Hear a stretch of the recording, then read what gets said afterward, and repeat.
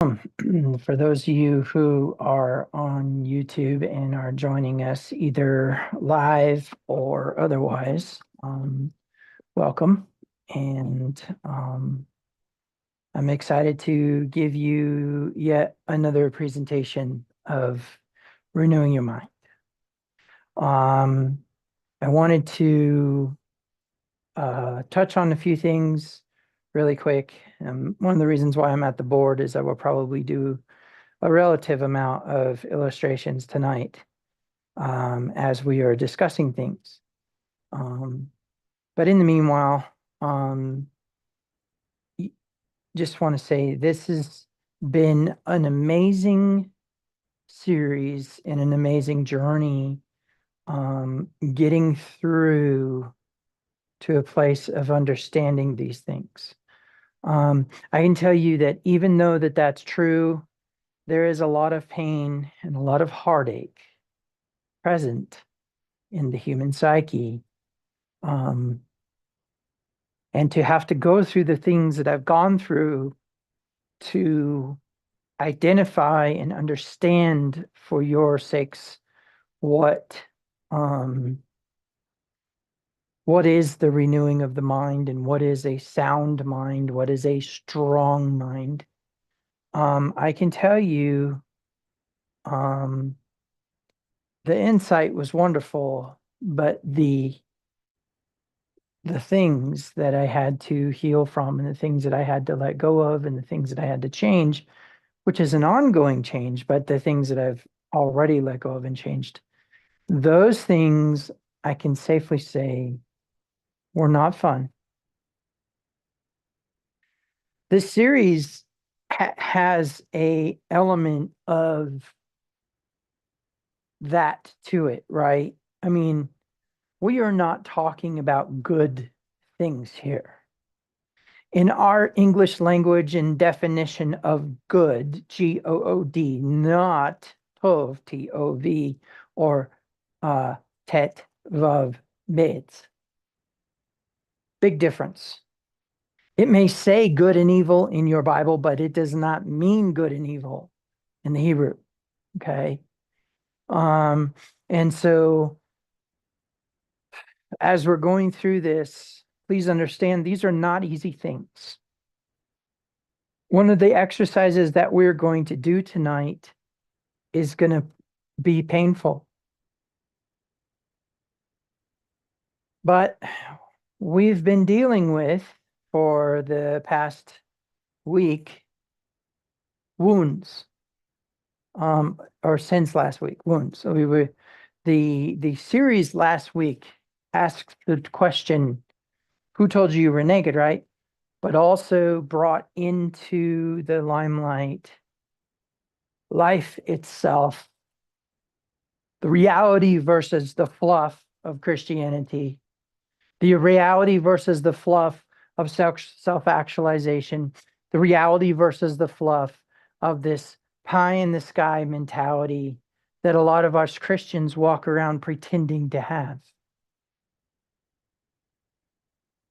It is not an easy journey to change, because the first thing that happens is you have to admit that you're wrong. You have to admit that there is a deficit in your understanding. You don't know everything. You have to admit that you're not in control. So when we're dealing with the wound, I will remind you that last week we kind of talked about some identity stuff, right? We talked about, like, who does God say that you are? And what gives him a right to say it, right? We talked about that. We talked about what gives a person a right to have an opinion about you, because we literally view ourselves as others view us. I don't care what you say.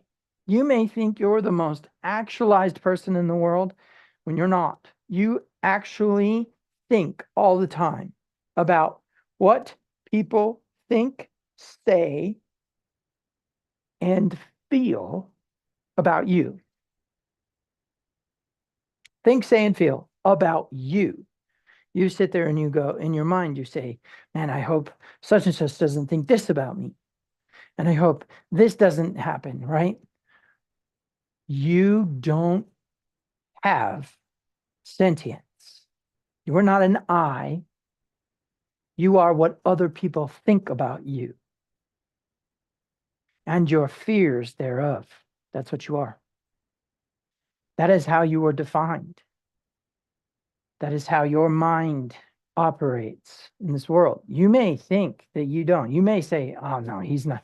He's totally wrong. I don't care what people think about it. Oh, yes, you do. Yes, you do. And the sooner you get honest about that, the sooner you can actually step into some reality. Because the reality is there's only one opinion that matters, but it's still an opinion. There's only one opinion that matters, but it is still an element of reality. What do I mean by that? When God says you are a son of God, a child of God, that's still somebody saying something else about you. So it just depends on who you're going to listen to. That's our recap from last week. Now, I know that we have done some board work in some ancient pictographic Hebrew concerning the strong mind and the twisted mind.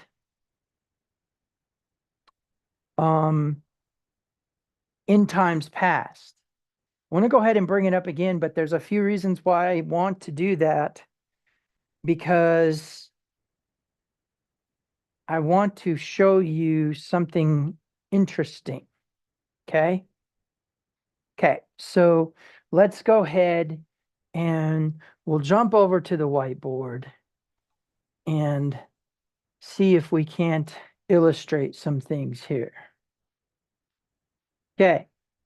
So first of all, we have the word evil as the word ra, right? And we have the word light as the word or. And from that, in times past, we have gleaned the ancient pictographic Hebrew of the head of a human, right? And what? A twisted rope. Okay. And in or, we dropped the vav, we kept the aleph, and we had what? We had the lead ox. Okay, something's going on there. We had the lead ox, right? And we had the human head. And from that, we understood this idea of strong mind, right?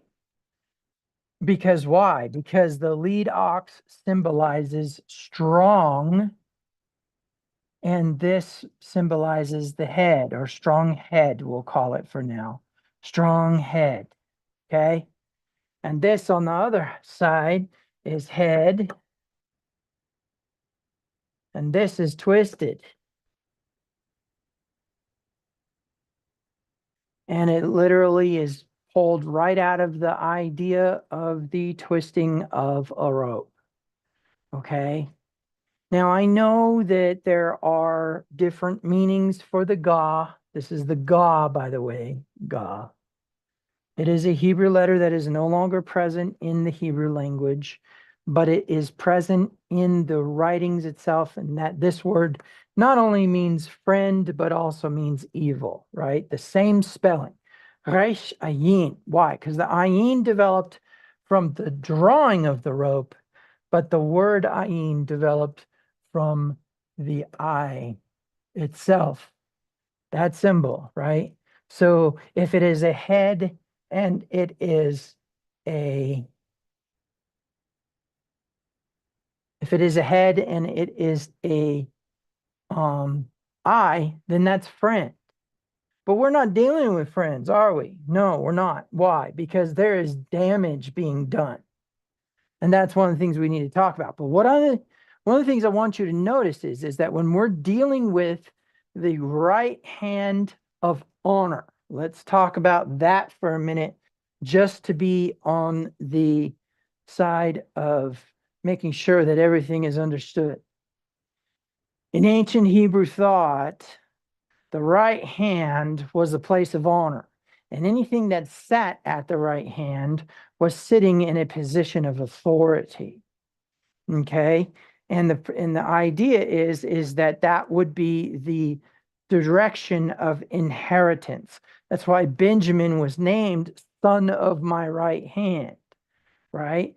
And so in that process, what we got to kind of get our minds wrapped around is that if there's something all the way to the right of a parent root, it augments it, which means what? Well, there's two very, very important things here. The first one, and this is it, is that the head is augmenting the ga. The head is doing the twisting. The head is modifying the ga here. It is a twisted head, yes, of course. But what is the point? The head is coming first in this. This is the right hand of the parent root. Meaning what? Head twisted. The head is being applied to something that's already twisted. Okay? That's not the only major point I want to make with this. The second major point I want to make with this is that the rope itself is twisted. Let's talk a minute about that. Somebody did that. Ropes don't twist on their own. Oxes exist on their own and is a symbol of strength and is static. The ox can't be twisted. The ox cannot be manipulated in any way. The ox stands as the strongest animal in the Hebrew culture's mindset. And so in that principle, then, that's where we get the idea of Elohim or powers or God. The whole idea that you could wear, many chieftains, many warrior tribes wore a headdress of an ox's skull with the horns, as if to indicate not only did they conquer that ox, so they're stronger than the ox, but they represent the strength of the clan. They represent the strength of the people, of the family, of the tribe. That's where we get the idea of Elohim in the terms of authority. And Elohim is somebody who is in a position of power. The reason why this is so important is because it's static. It doesn't move. It can't be twisted. It's not an object that can be twisted, but a rope can. And apparently the head's doing the twisting. The reason why that's important is because you need to understand that it's your mind that did the twisting. Now, that's going to suck, right? That information right there is about to really suck, and I'm going to show you why. That's just going to be a bummer. You may have been wounded by someone else in that there was actual physical or mental or emotional pain involved in abuse or trauma. You may have been in a car accident and it creates a fear of vehicles now. But what you need to know is your mind did the work. The person may have done the deed, but your mind did the work. What does that mean? That means that you are twisting the rope. Okay? You are creating the problem with your brain. Now, here's the part that people don't want to accept or understand, and that is that your brain decided at that time to augment reality. You are not in touch with a reality when your wound is playing the role of captain in your life. You are disassociated from reality. Why? because the wound happened way back when. Past tense of some sort. You were wounded. If you're being wounded right now, you are in the process of creating a new twisted rope. Remember that the pictographic word itself is not interpreted as a twisted mind, but is interpreted as evil, or in its proper mechanical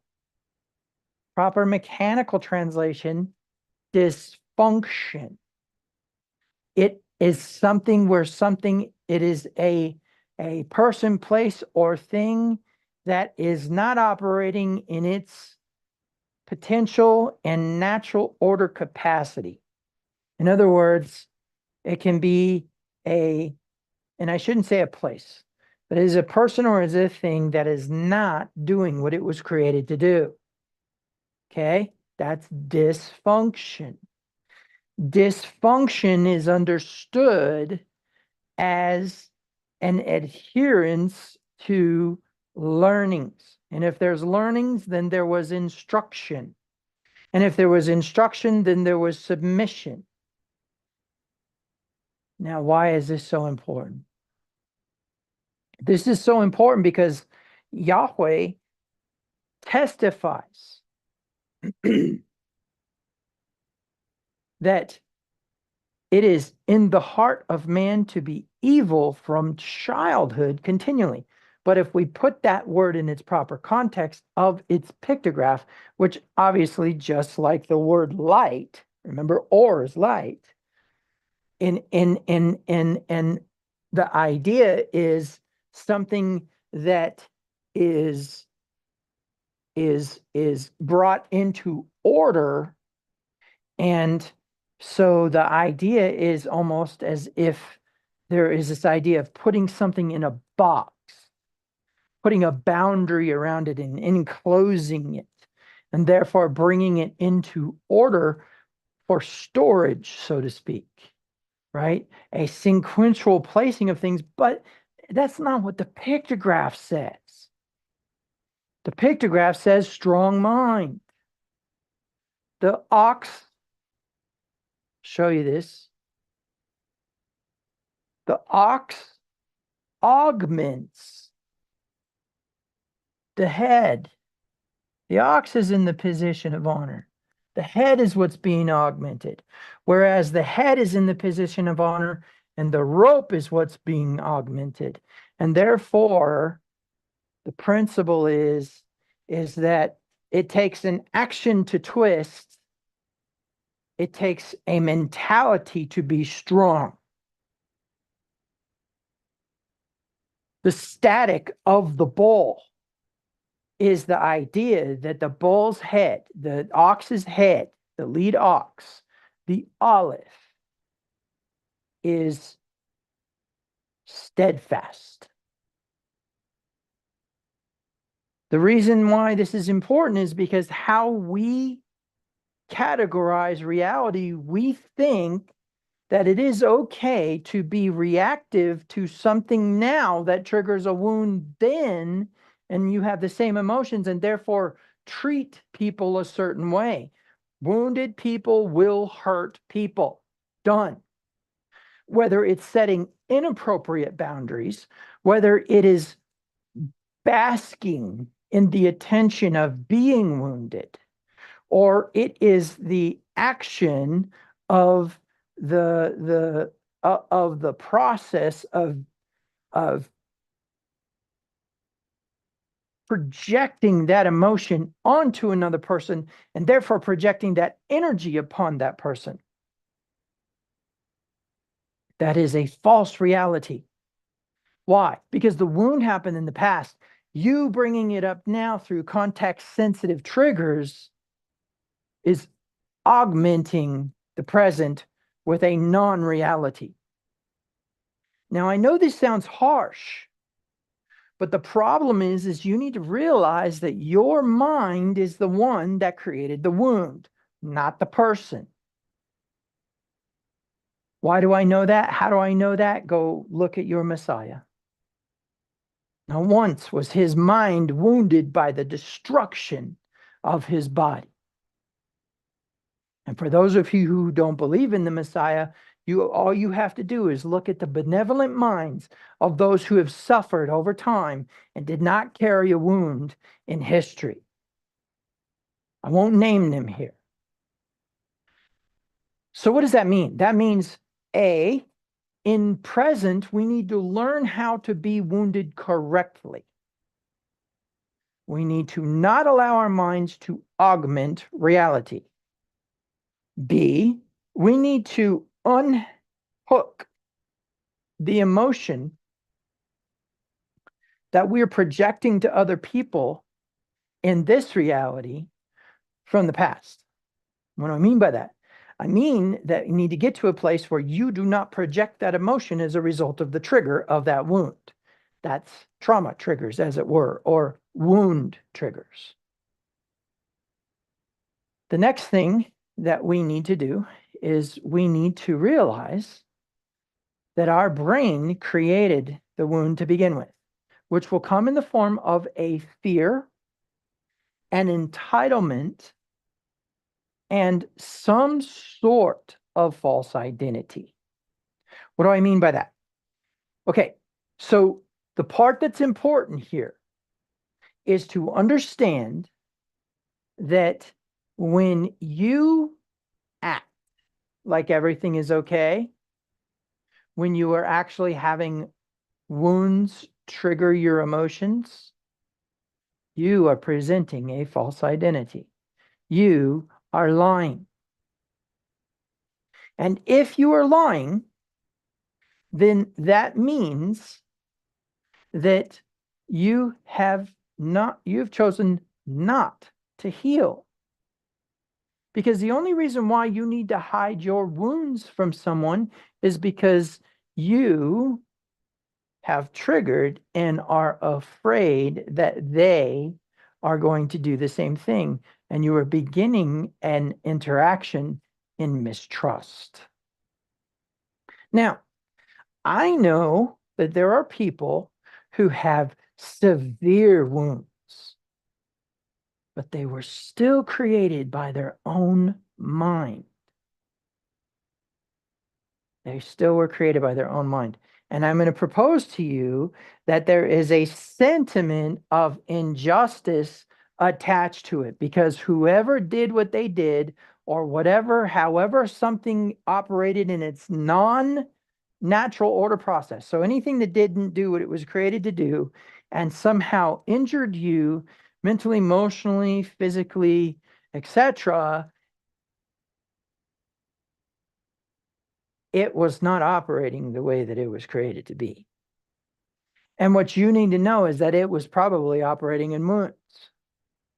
You were being injured as a result of that entity being wounded. Now, the reason why this is important is because when we encounter the question, who told you you were naked? The answer is Adam told himself, as an opinion of others of what he believed. He hid himself from God because he was naked, which means what? He did not want to be seen naked, which means he augmented his reality. He did what? He created a false identity. Because remember, he was naked and unashamed. What changed? Something changed in his mind, in his heart. Something twisted in his mind, in his heart. And he augmented reality. He changed reality to a delusional version of reality. Because when did God ever say that he cared whether he was naked or not? You see? He was worried about what somebody else was going to think about him, so he covered himself. Now, the reason why that then equates into a understanding about the past versus the present is because why? We have to learn how to what? We have to learn how to take suffering and not create a wound. That is virtually impossible, because we have frames of reference of damage already done. Now you can understand why instead of that word being evil, it's dysfunctional. Humans are dysfunctional from childhood. Because why? That's where the greatest learnings are retained from. You spend your childhood learning. You spend your adulthood wishing you had learned more. You spend your adulthood trying to learn, but not having the time. Trying to learn, but having too much pride. Trying to learn, but having too many wounds. Trying to learn, but having way too many other things, stimulus and impulses to be able to actually learn. But the truth is in the grand scheme of things, we have what? If we have a wound, it was a learning. A learning took place, and your mind took that information and created a program to activate should that context ever result again. Now you have learned this thing, just like driving the car, right?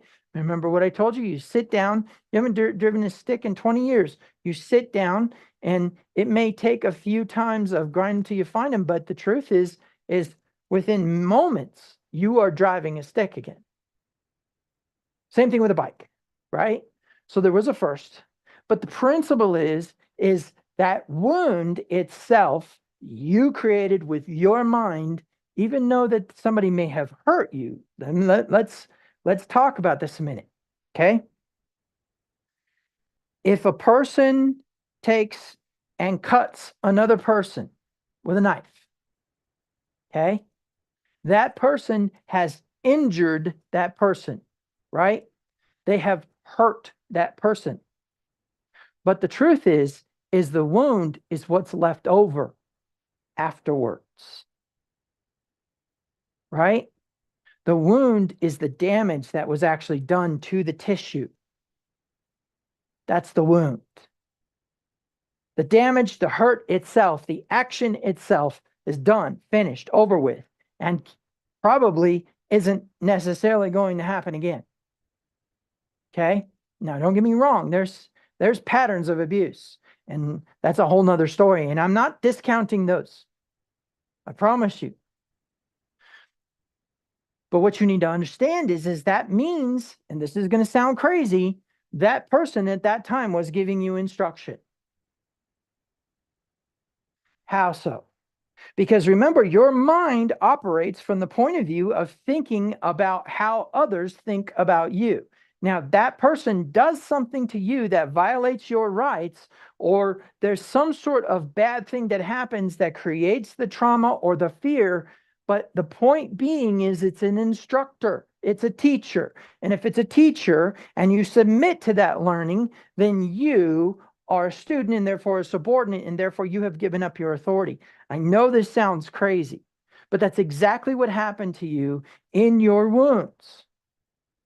In your wounds, you went ahead and allowed that other person to tell you who they think you are. Why? Because in the end, what's an attitude? An attitude is permission to treat somebody some way in your brain. If you have a good attitude towards someone, or you have a good attitude about a situation, that means that you are authorized to treat that situation with kindness, with benevolence, with mercy, with gentleness, and with shalom. But if that person or that thing is somehow adversive, and you have concluded that they are not worthy of benevolence, kindness, etc., then you are going to treat them badly. So an attitude says a lot about what somebody thinks of you. And remember, your mind's in a constant state of believing it.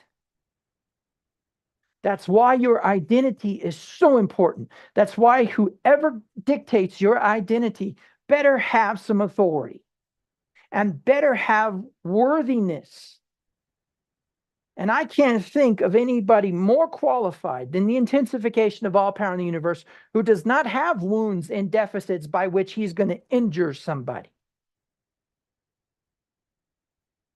And so as a result of that, what happens is now you have become the student, the abuser, or the trauma itself has become the master. And now you do what? You create the frame of reference by which now you are this thing, right? You believed what they said when they had their attitude and did the action. The action itself projects the attitude. The action itself says, oh, this person thinks this way about me because they're treating me this way. Therefore, I must be this way. Not true. You are a high maintenance child of God. High maintenance being what? That you are kept in good condition and checked on often. I had a high maintenance hot tub one time in a hotel that I worked at. We had to check it often. It was temperamental, but we kept it in good condition and running because we knew that it was temperamental. We knew that it just had some bad construction or a bad pump or whatever. And we weren't allowed to replace anything because the hotel was closing in the next year. And so we had to keep it together. We had duct tape, baling twine, bubble gum, never mind. So the point being is high maintenance is not Valley Girl who needs another Gucci bag, but high maintenance is that he checks on you and maintains your condition often. Okay. High maintenance child of God. What does that mean? That means you don't do human things, you do God things. Remember that from last week? And so, what is the bigger picture here?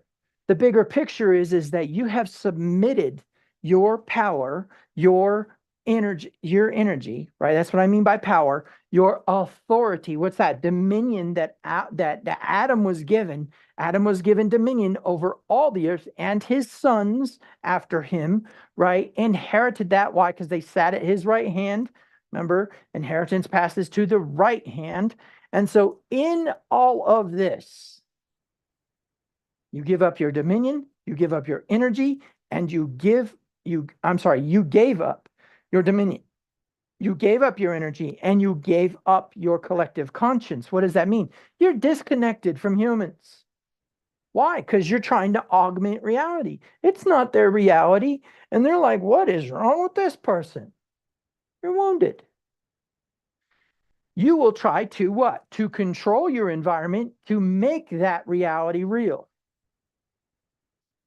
You will manipulate and you will coerce and you will force and you will create conditions and ultimatums and attitudes and all kinds of things to try to make it your reality instead of healing from the wound.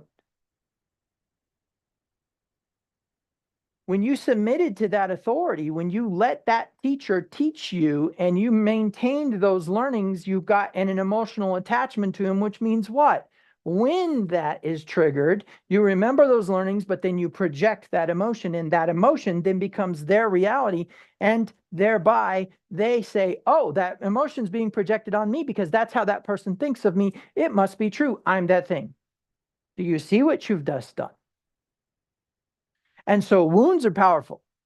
Wounds are so destructive. In fact, I can safely say that if we were dealing with a context or a concept of the resh and the twisted rope, the head and the twisted rope, it is simply this. It is that is the word for wound. The word evil is the word wound. Because the twisting of the head is what has occurred. Why? Because you have deleted and you have categorized and overgeneralized and you have distorted reality with your frames of reference. Those frames of reference are doing damage. Don't think that you can go through your life without healing from those wounds. Some of them may be fresh. It may have been yesterday, it may have been last month, may have been this year. But just understand, you're going to hurt people. I'm not coming down on you per se. I'm not saying that, listen, until you fix this, you're going to hurt people, but I'm stating dynamic concrete, that's kind of like a paradox there, right? A concrete moving process. What do I mean by that? I mean that I'm not sitting here accusing you. I'm telling you what happens to your brain. What your brain does. Your brain takes information, processes it, decides whether it's true or false. That's relative, by the way. And then once it decides whether it's true or false, then creates an emotional attachment to it. And the biggest reason why is because they're all the same chemicals, right? They all are happening at the same time. So the trigger, anytime you need to remember something, let's say that you need to remember a birthday party from when you were like 8 years old, right? So what are we going to remember? We're going to remember Binky the clown and the twisting and the balloons and all that kind of stuff. But I'll bet you can't remember the color of the rug. You would need some context for that. I'll bet you if you thought about the smell of that rug, you'd have the context. Why? Because sensory triggers is what creates the mechanism by which the emotional attachment begins to project. Okay? Now, there are therapies out there, EMDR, timeline, NLP, and I would say even potentially DBTs, a way of detaching from the trauma, a way of detaching from the context-sensitive trigger. But that doesn't have anything to do with your identity, does it? You can take away the pain, the power of the pain. You can forgive, right? And I told you guys, the way that you process this is you need to think about all the wounds you've created and the reconciliation you would like to have, and conclude that that means that it is possible for you to grant that to someone else who has injured you. Call it forgiveness, fine. But the principle is real simple. You can relate to the offender. Sorry. I'm sorry that's true, but you can. People say, oh, well, there's more serious crimes than this. No, you should see what somebody does to somebody's brain when they manipulate them versus if they punch them in the mouth. It is much worse, actually, because it augments their reality. Now, granted, getting punched in the mouth is not fun. I've had it happen plenty of times in my life. But the principle here is that we need to take back what has been removed, and we need to get rid of the junk. You see, what's interesting is as we go through this, what happens is when we create these false identities because we don't want people to know our wounds, if people start to edge in the direction of touching upon that false identity, we will all of a sudden, out of the middle of nowhere, begin to set boundaries. We'll go out of character. We'll be like, you don't talk to me like that. Don't ever say those words again. The person's like, dude, I was just joking. Don't say it ever again. Why? Because they were getting into that spot, right? They were starting to uncover the mask, right? But here's the principle. Because of that, an extraordinary amount of fear and anxiety starts to ensue that somebody's going to figure out that you're not actually being honest, you're not being truthful, that you are actually lying to the people about your condition. You're creating a false identity, a false image, right? And as they look at that, as they process that information, it creates an incongruity, which creates anxiety in them. And so now you have two anxious people trying to get along when probably they're lying to each other about who they really are. Because why? They're so damaged, nobody would want them. If you really, really knew all the junk that I think about myself, what I carry about myself. And I'm not saying me specifically, Rabbi Q, I'm speaking as that person. If you really knew all the junk, you wouldn't want me. And so I'm going to create this false identity that has no baggage, has no drama, but you can't hide it forever. Especially when you start to become reactive, as they start to peel back the mask, you start to become reactive, start setting boundaries. Oh, no, don't talk to me like that. And they may even make a statement. My dad used to talk to me like that. Why? Because they're totally submitted to their dad's opinion. Right? Their dad was an authority, teacher, subordinate, giving up power. Now, granted, as a little kid, you're not taught to maintain your power. And maybe we should teach our children to maintain their power, to maintain their authority and dominion. It's not what that person thinks about me. Even if that person does hurt me, that is not what that person thinks about me. Whew. I don't even know where to start trying to teach that to a kid. But the point being is that the power was given up and the subordination occurred. And the subordination occurred and released that authority. And when that authority was released, then that became the teacher, that became the learning, and that learning had an emotional attachment to it. Because why? Because it doesn't feel good to be hurt.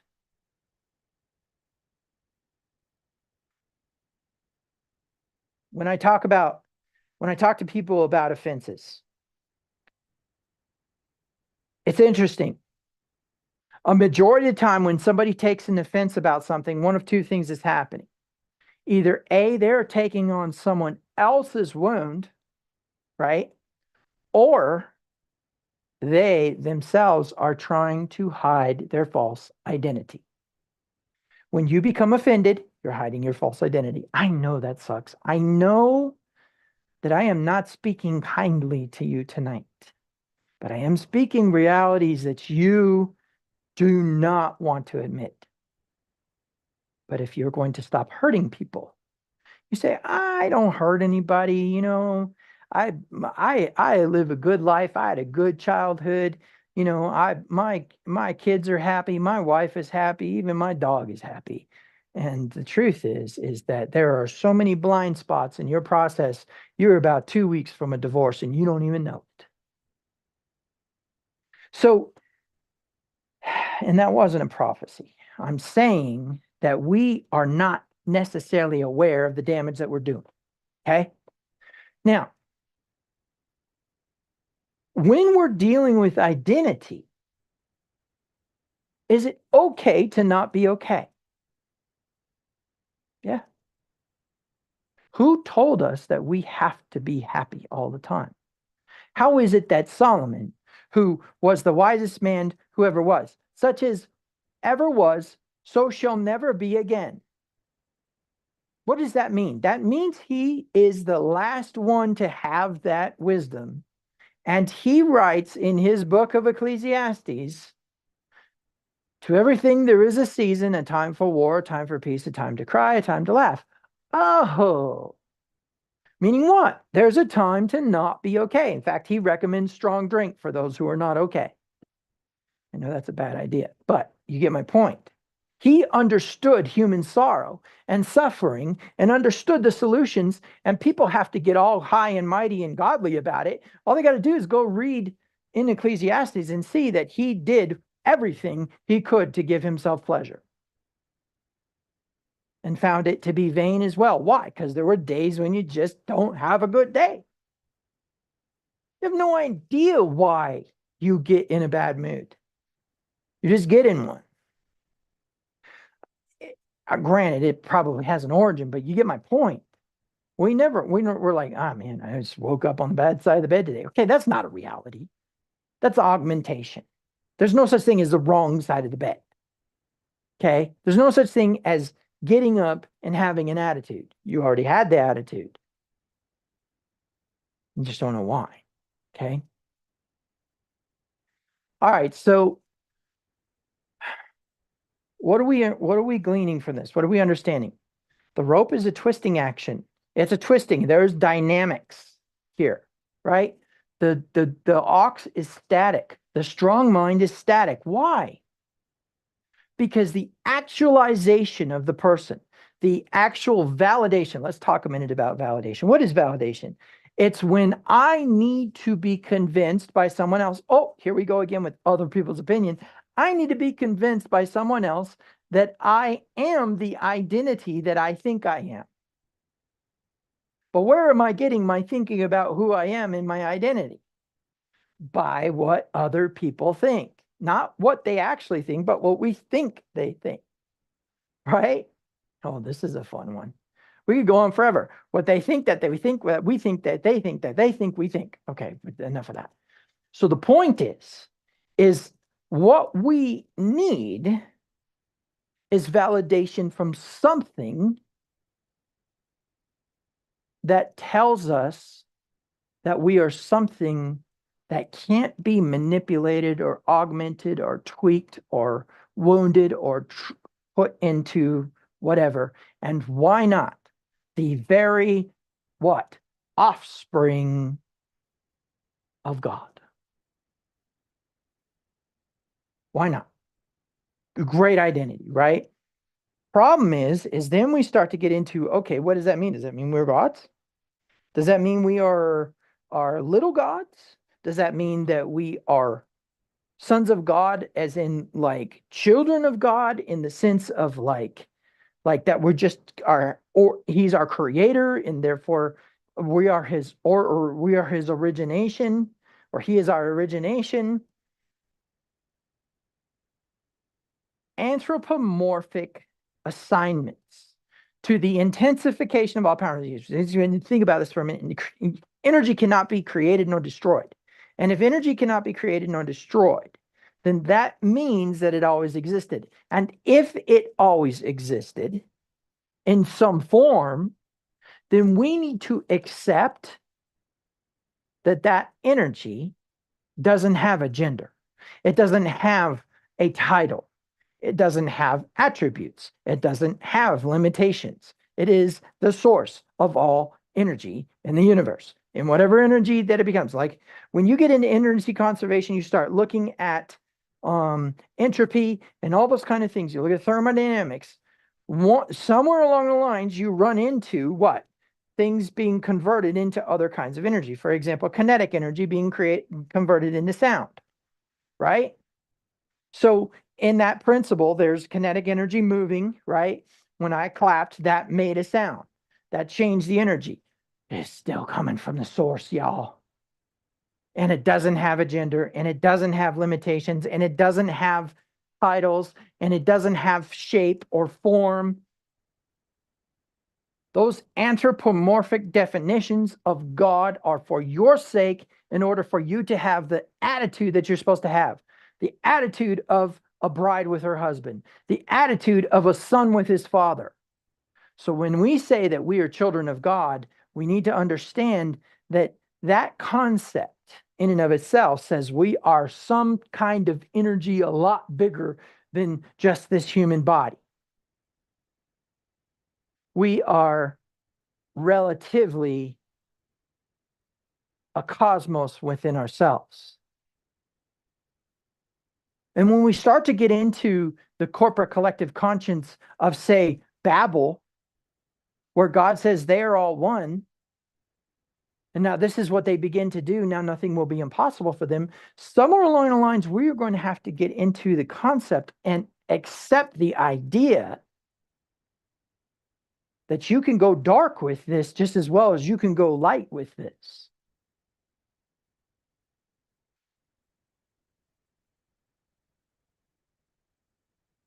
It is quite an undertaking for a human to admit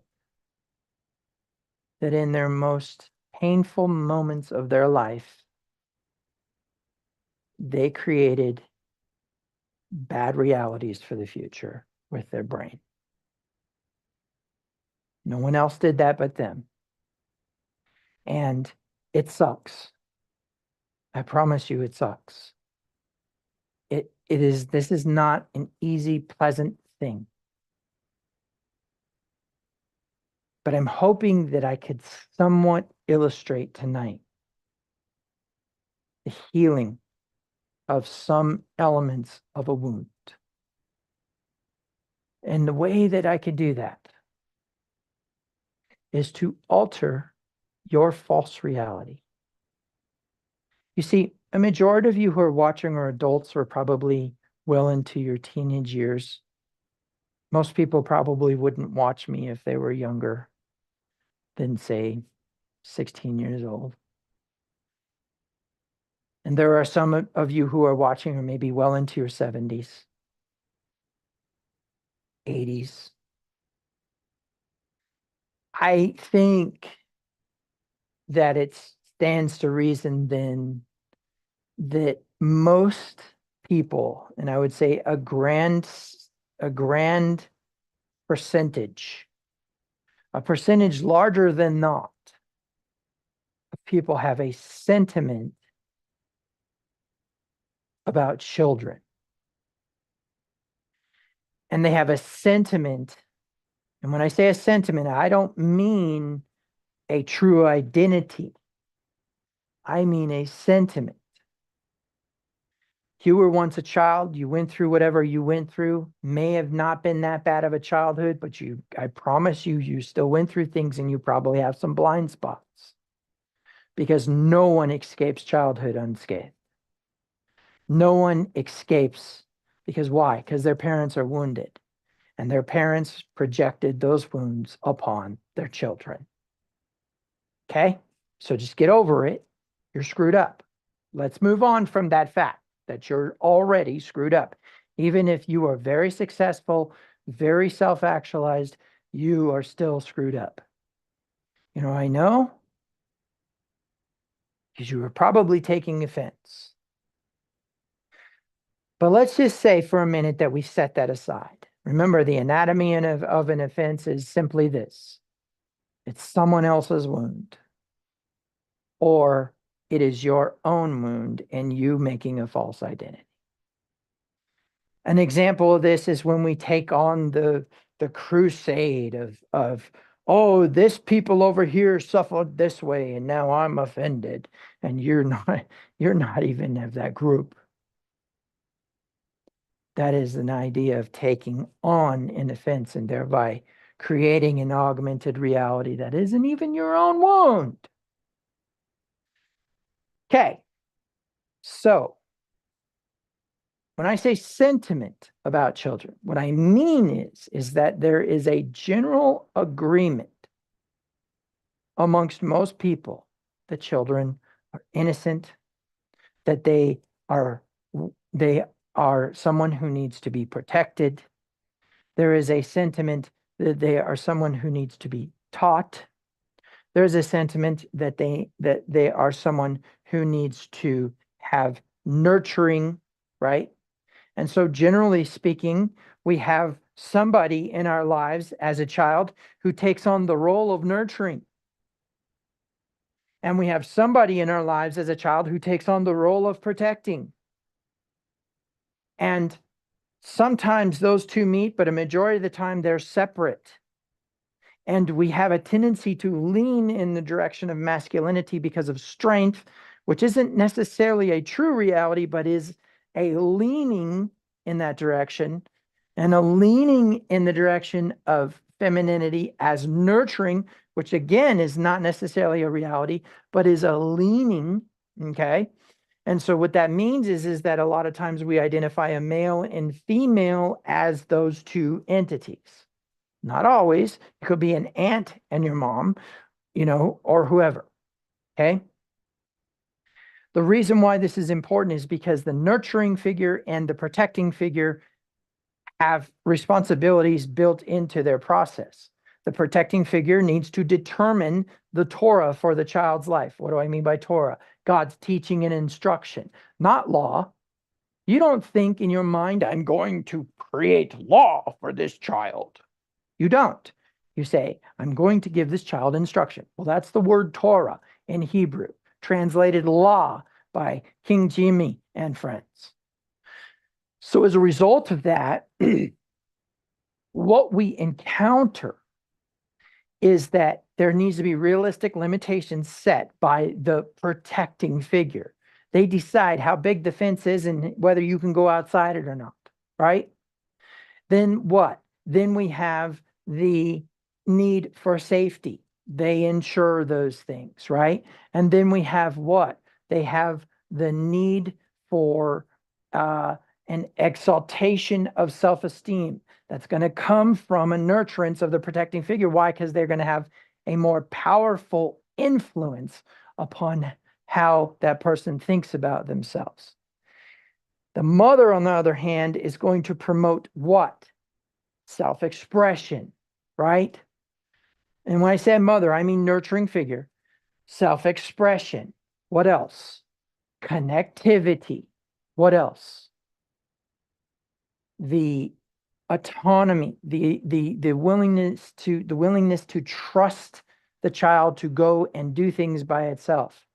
The mother knows better about that than the father does, usually. Okay. Before people start getting bent out of shape about how I'm labeling things, understand this is the actual psychology of the brain, a nurturing figure and a protective figure. Okay, so if any one of those needs is violated, then that is going to become what? A wound. So it doesn't have to be abuse. It doesn't have to be trauma, but a wound can occur where there can be a basic fear. What if the mother's afraid to show the child affection for fear that she might smother him because she was smothered? Now the child is missing out on affection. Now the child's missing out on some sort of nurturance. That becomes what? A wound, a deficit, a fear. I'm afraid to what? To bring people into my life to what? To nurture me. And so I will bring people into my life who won't nurture me, right? You see the trap there? Okay, so the premise is then that this doesn't necessarily have to be deep wounds. This can be surface wounds of simple neglect of a need. And it can be the day when mom was having a bad day, and that was the day that you needed validation. That was the day that you believed that your mom could convince you that you were a good person. And now she doesn't, and therefore you're a bad person. Do you see how easy that occurs? So what does that mean? That means that you need to come up with an understanding of an identity that is not movable. Not movable. Okay? Why? Because I promised you that in the process of all of these wounds, you're missing a whole lot of really good things. Okay? Because you're setting boundaries, you're putting on masks, you're setting boundaries, you're keeping people at arm's length, you're treating people with mistrust, you're actioning choices and actions to cope with and deal with the pain, becoming addicted, becoming binging things. I've never been much of an addict, but I've been a binger. And taking things to the extreme, setting boundaries that then result in anxieties because the person starts to realize you're not who they thought they were, and oh boy, here we go, right? Because probably they attracted the person who's going to do the most damage. That's why your validation and your identity need to be concrete, and they need to be authoritative. As soon as an accusation comes your way, you need to immediately react and say, I am not that thing. I am a high maintenance child of God. I am not this. I am not that. I am not an alcoholic. I am not a thief. I am not a person who uh, swindles people in business deals. I'm not a swindler. I'm a high maintenance child of God.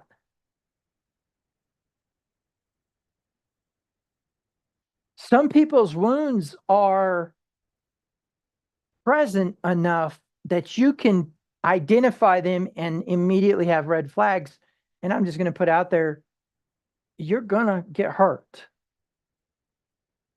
If you see somebody who's wounded, you're going to get hurt.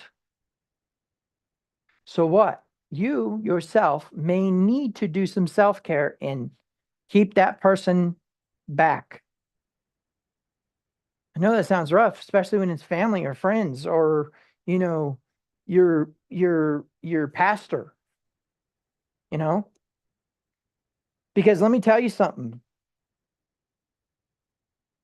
Putting on the cloth doesn't make you not wounded. It doesn't. And putting on the cloth does not all of a sudden make you impervious to more wounds. And putting on the cloth does not make you an expert in healing wounds. Which means what? It's a mess. Messing with a mess, making more mess. Sounds hopeless, doesn't it? Remember what I said about a child and sentiment, right? The principle is this idea that maybe we don't necessarily value it as much as we should, the way that we should, because I can almost guarantee you that there are things that will that will draw your gaze and move you away from your sentiment about children. What do I mean by that? I mean, if you get the man who claims to be a good father, but he's actually addicted to porn, he's already got the sentiment of children and not the value of children. Because he made the decision to bring that into the household and make that the part of the reality. However secret it is, it's a false identity.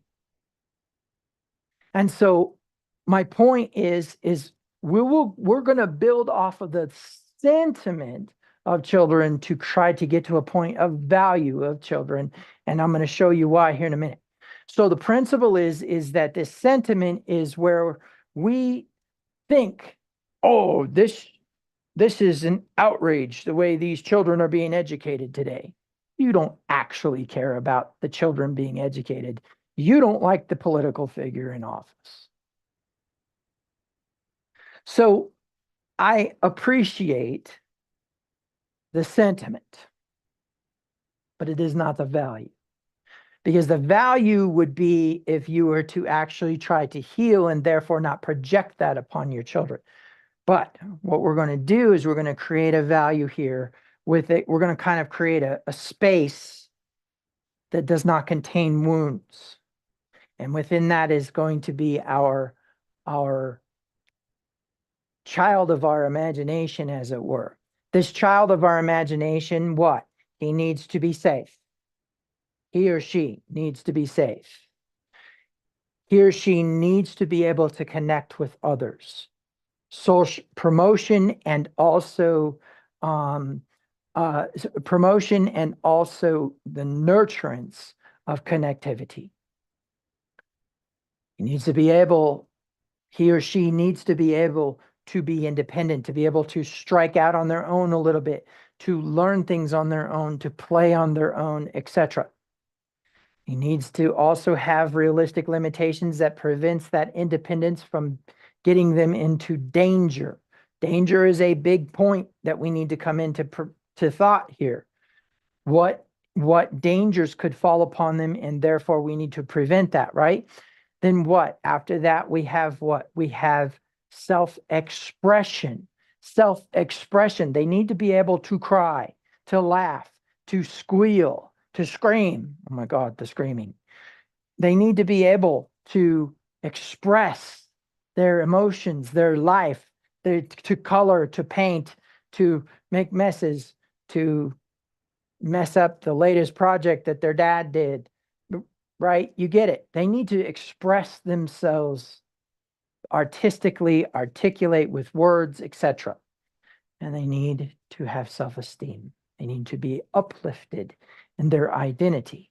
So our ideal child has no wounds. They have received all of these things.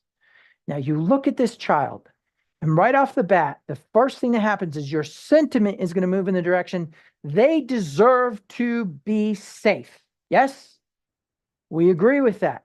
That is what is that? That is a divinely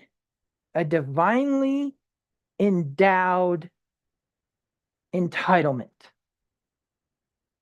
to be safe because they can't protect themselves. That sentiment, let's move it to value. Let's move it to value. Let's get it away from sentiment and get it in the point of view of that there is actually a person who legitimately believes that. I know that you have that in your heart somewhere. That you can value the fact that they need to be safe. You would agree with me that they need to experience some semblance of love. It needs to be okay for them to what? Feel nurturance, to experience affection, to hear words of endearment, nicknames, etc., right? And then we want them happy. When we wake up at 3 o'clock in the morning and the baby's crying, the first thing we're going to do is going to check their diaper. Then we're going to what? We're going to get the bottle going. We're half asleep, right? And checking the outs. That's hot. Okay, we've got to cool it down a little bit. And still with the eyes closed, trying to fumble around and get it figured out. And kids still crying. We're going to tap them, get the gas out of them. And why? Because they're crying. They're not happy. There's discontent. There's discomfort present. And in our sentiment, we need to what? To get back to sleep. In our value, we need them to be okay. And so when I say that they deserve to be happy, that it is a God-given right to be happy, that it is a divine endowment to be happy, safe, loved, and happy. Which means what? They are protectable, they are lovable, and they can receive happiness, blessing, contentment, something to take them away from discomfort and move them in the direction of comfort, right? Okay. Everybody who's listening right now, at the very least, has sentiment, if not value, about this ideal child that we've created. You would agree that this is probably when we have this imagination about this child, this is probably something that we would agree upon for just about any child. Now, may or may not be some exceptions to that, depending on how things go with the child. But remember, this is our ideal child. They don't have any wounds. They don't have any deficits that they have to, manipulate or augment or throw temper tantrums, right? They're the ideal child. But you would agree with me that you have placed at least a little bit of value, if not a lot of bit of sentiment, upon this imagination, maybe even felt some emotion about this child, thinking, oh, well, the way in which this child actually can receive this love, can receive this protection is, I want them to have it. In fact, the sentiment itself is a desire for those things for that child, right? The value is actually actioning those things, and there not being an ulterior motive. Okay. So here's the principle. That child is now ideally how everyone is supposed to be treated. They are supposed to receive those 6 childhood needs. You probably did not. However, if you could have, you would have. And therefore, we can say that that ideal child is potentially who you wished you could have been. Yeah? So you could potentially then actually envision yourself receiving love, receiving protection. Probably may not have gone that way. Somewhere along the lines, those needs were not met. Okay. But you can see yourself in those roles, even though that it's in the past, and even though you're not a child anymore, you could see yourself in that role. And here's the crazy part about it. My question to you is if you can see yourself in that role, then what changes? Thought I was going to sneeze. What changes between that moment and that sentiment with that child? Why did we use a child? I'll tell you why. Sentiment, not value. Because we have this image and this societal belief about how a child is supposed to be treated, right? Why didn't we use an adult? What is the difference between the adult and the child there? For a moment, look at your hands. Okay? And here comes some healing. You go back now and you see yourself as a little kid and look at your hands. What changed? This brain, these fingers, this brain, these fingers, this face, this skull, this chest, these arms, this heart, these lungs.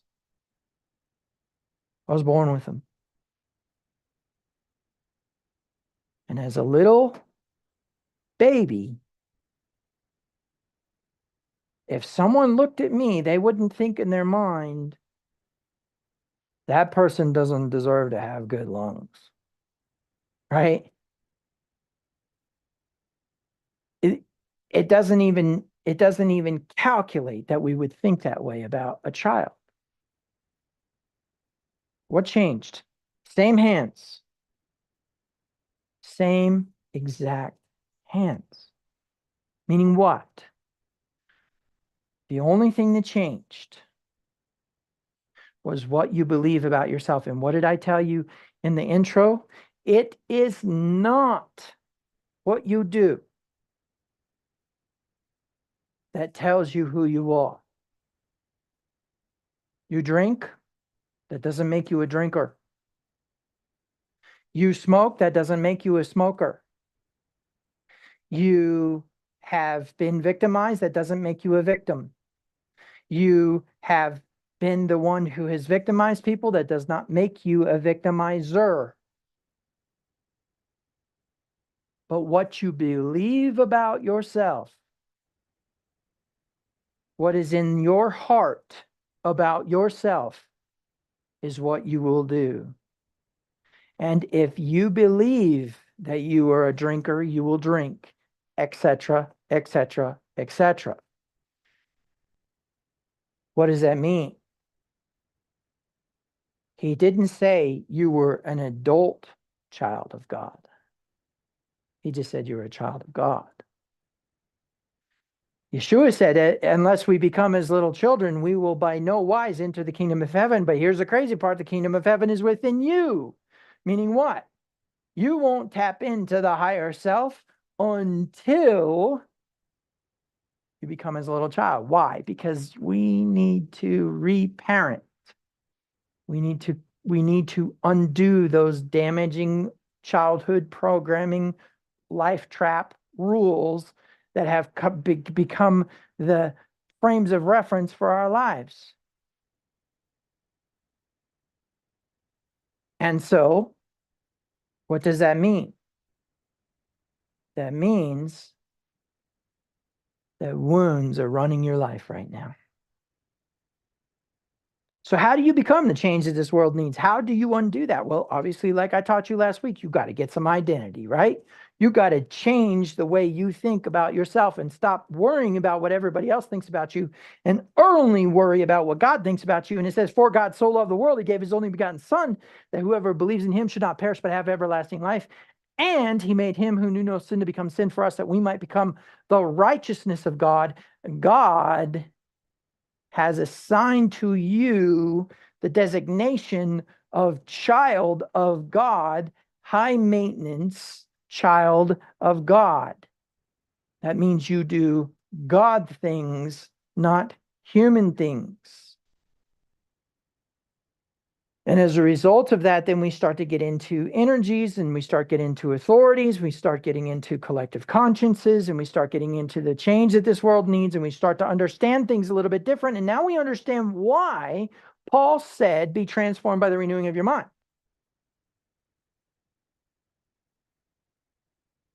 If everybody is wounded, as I'm claiming right now, then that means that we have a really easy foundation, don't we? If everybody's screwed up, just one person has to change, and then everybody's not screwed up anymore. Everybody except for one is not screwed up. And that one person who changes is just a little bit higher on the foundation, right? By how much? By enough to say that they are no longer in that category of somebody who's wounded and blames everybody else and refuses to change because no one else will change. You know, the two biggest things that I've encountered in this past week is, number one, that it's somebody else's fault. It's on somebody else to change. And number two, quite literally, I will change when this person changes, right? And number two, what?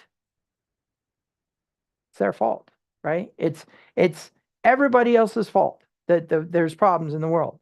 I don't know how many people say, "Oh, this horrible, this country, this government, this whatever is horrible," and I'm like, "And you're not?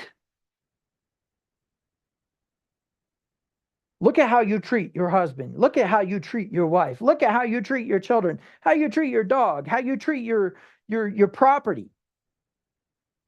Start there, then maybe we'll work on, say, the governor's mansion. Let's start with how you treat your property and see how that works out first. A big piece of this, a big element of this is self-care. Love your neighbor as yourself. What does that mean? That doesn't mean love your neighbor as your deceptive self. Like, you're not going to go, "Oh, I love you, let me hug you," and blah, blah, blah, and I'm just totally wounded. No, we're going to go, "We got this, brother. We're okay," right? When the truth is that you cannot tell a person it's going to be okay unless you believe it's going to be okay, and that means you have to be okay.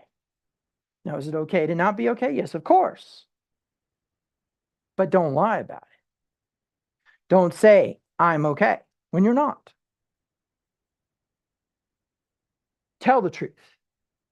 Say, "You know what? Actually, to tell you the truth, I don't even know what I am doing in my life anymore. Everything's so upended and not okay." Because you know what? It's amazing. There was this show, I can't remember. I think it might have been Fifth Element, where basically he breaks the glass and these things come out and start working, and he's like trying to explain how chaos creates order and all this other stuff and trying to be all cosmic. But the truth is that when a wounded person says they're wounded, there's one of two things going to happen. Either everybody's just going to eat them because they're weak, or what? You're going to what? Expose the people who have the ability to heal. They're going to go, "Oh, man, I didn't even know." Hold that thought. "Hey, you want to get some coffee?" Go get coffee. "Okay, tell me." They're ready. They don't know why they're ready. They don't know why they're having a good day. They don't know why they have the energy, but then boom, all of a sudden. But if you're like, "Oh yeah, man, I'm good. Let's go do something." And all day you're agitated. All day you're being a jerk to that person. And all day you have no idea why you're being reactive or whatever. It's because you have deceived them. You have an incongruity present, but you also have cognitive dissonance going on. You're going, "Yeah, I'm not okay." So drop the false image. Stop setting the boundaries. Don't you ever say that again when someone jokes with you. Say, "You know what? I don't know why, but that triggered me. I'm not okay. We need to work through it. That is the concept here. I cannot tell you how hard this is going to be. You're going to become now a conscious observer of you standing on the sidelines, watching you just be a total jerk to everyone, a wounded human to everyone, and can't do anything about it. Because why? It's all autopilot, it's all subconscious. You're shifting gears. You don't think about shifting gears when you know how to drive a stick shift, you just do it. Half the time, you don't even remember driving home. I don't think there's ever a human who's intentionally ran a red light when they were in a good heart and in a good space. But red lights get ran. Why? Because people are totally tuned out. They're on autopilot, shifting the car.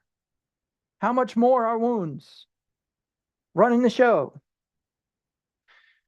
Okay. That doesn't mean that I think you're a bad person because you're wounded. Heck no.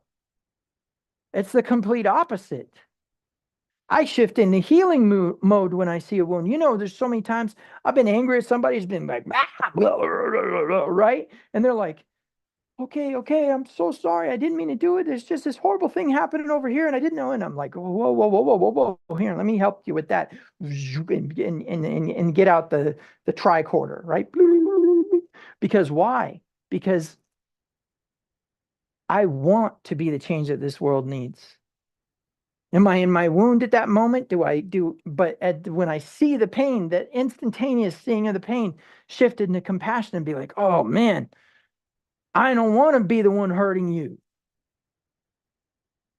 So it sucks, right? It's this autopilot. You're going to become a conscious observer. You're going to see yourself hurting other people, and you're going to go in your room by yourself and be like, oh man, I'm a horrible human. No, you're not. You are a high maintenance child of God. He made him who knew no sin to become sin for us, that we might become the righteousness of God. For God so loved the world, he gave his only begotten Son. Whoever believes in him should not perish, but have everlasting life. You are child of God. Have you done bad things? Yes. Why? Because you believed you were not a child of God. You believed the lie. When you were wounded, you believed the lie, and it formulated an identity, and that identity is a false identity that you continue to project because you want to stay clear of the wound, stay clear of the healing. Why? Because it's going to hurt. It's going to hurt to know that you were hurt, and the first thing you did was start hurting people and continue to hurt them throughout your lifetime. Maybe you're like 70, 75, 80 years old, and you know the swath of destruction that you've left. And it's just really hard to admit because you know what? Dang it. I wish I had done better. Do better now. Heal. That's the key. And so, to conclude, the way out is through, not around. You got to go through the darkness. You got to go through the wound. You got to look into the abyss. You got to look and be able to be not okay. And be comfortable being not okay for a second. And realize that while you're in that not okayness, you are dangerous. And accept that you are. Accept that that means that you need to probably take some precautions. Give a little extra grace to people because of your irritability. Listen, if there's a moment where you're irritable, that is probably the moment in which you need to add some extra grace to everybody around you as a preemptive strike. So literally you would just think in your mind, you know what, that person has a clean slate all day. There's nothing I can do about it. No matter what they can hit me in the head right now, and I'm going to forgive them. Because that is the only way to do it. That's the only way to get through. You've got to go through to get out. You cannot go around to get out. The process of reparenting is simple. You now need to treat yourself the way that you were supposed to be treated as a child. You need to protect yourself. You need to nurture yourself.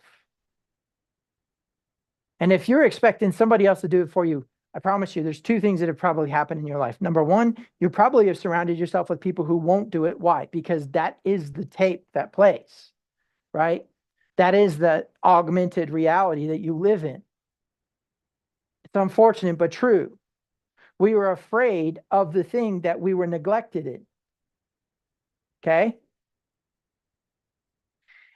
And so, and then second is that why? Who gets to tell you those things and why? Why is it okay for a husband to tell his wife how horrible she is? And now she's divorced from him and years later meets a man and what?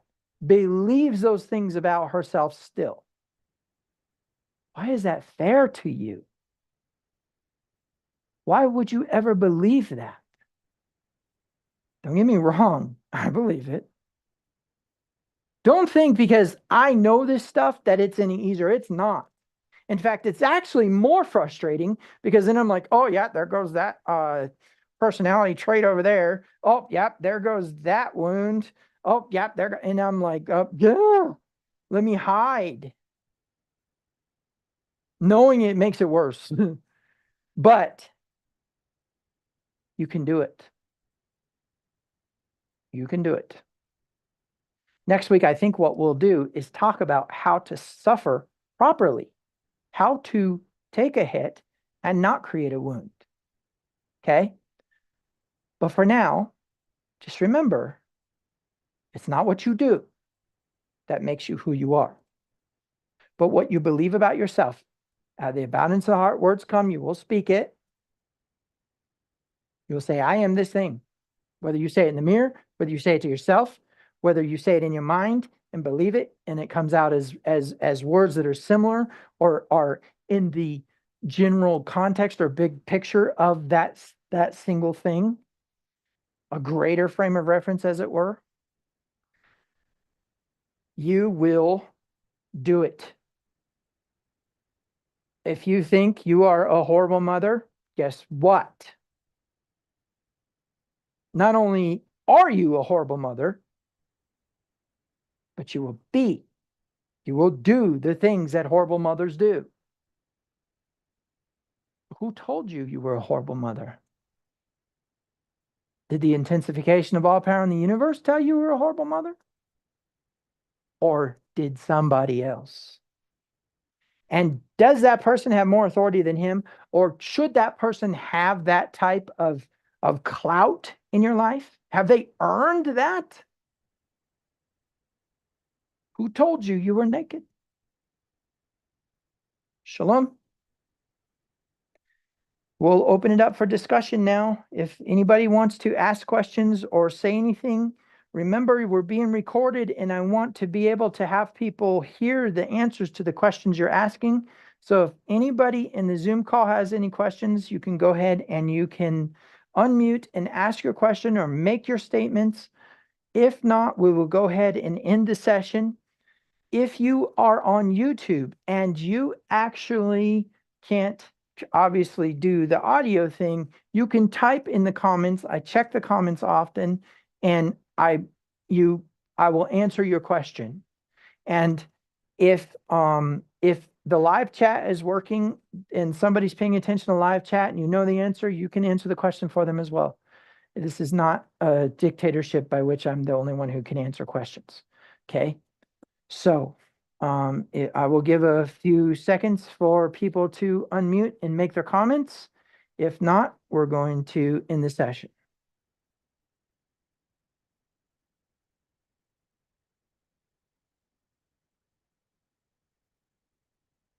Okay.